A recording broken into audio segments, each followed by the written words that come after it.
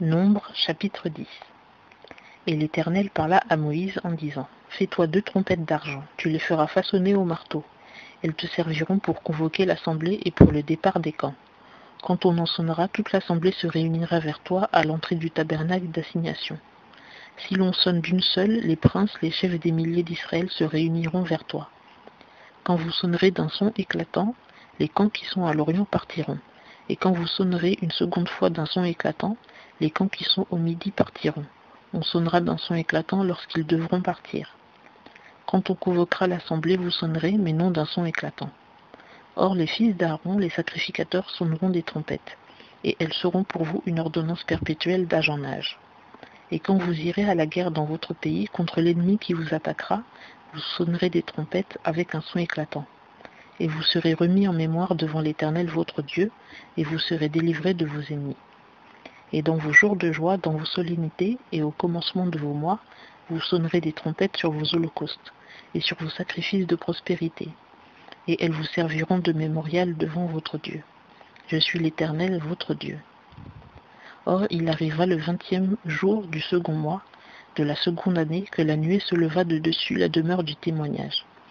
Et les enfants d'Israël partirent, selon leur ordre de marche, du désert de Sinaï. Et la nuée s'arrêta au désert de Paran. Ils partirent donc pour la première fois sur l'ordre de l'Éternel, donné par le moyen de Moïse. Et la bannière du camp des enfants de Juda partit la première selon leur armée. Naashon, fils d'Aminadab, commandait l'armée de Juda.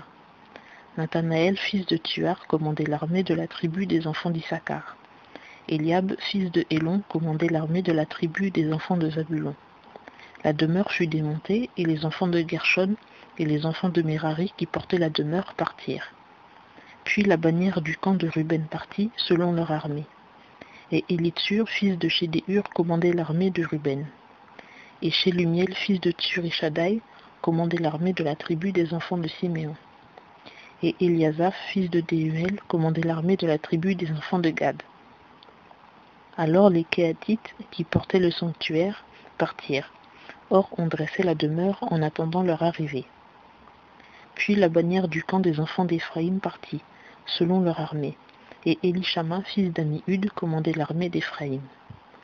Et Gamaliel, fils de Pédatsur, commandait l'armée de la tribu des enfants de Manassé.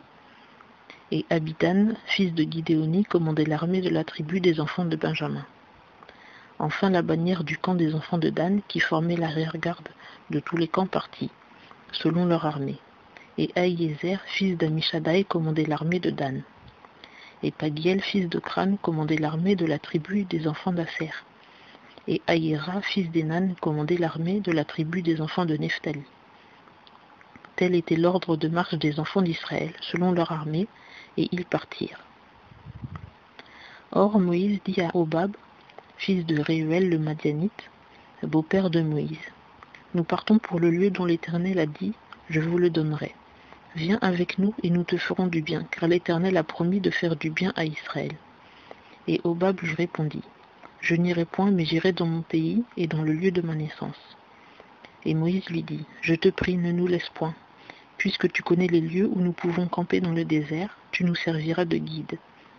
Et il arrivera, si tu viens avec nous, et que ce bien que l'Éternel doit nous faire arrive, que nous te ferons aussi du bien. Ils partirent donc de la montagne de l'Éternel et marchèrent pendant 3 jours. Et l'arche de l'alliance de l'Éternel allait devant eux, faisant 3 journées de chemin, pour leur chercher un lieu de repos. Et la nuée de l'Éternel était sur eux pendant le jour, et ils partaient du camp. Et quand l'arche partait, Moïse disait : Lève-toi, Éternel, et que tes ennemis soient dispersés, et que ceux qui te haïssent s'enfuient devant ta face. Et quand on la posait, il disait : Reviens, Éternel, aux 10 000 milliers d'Israël,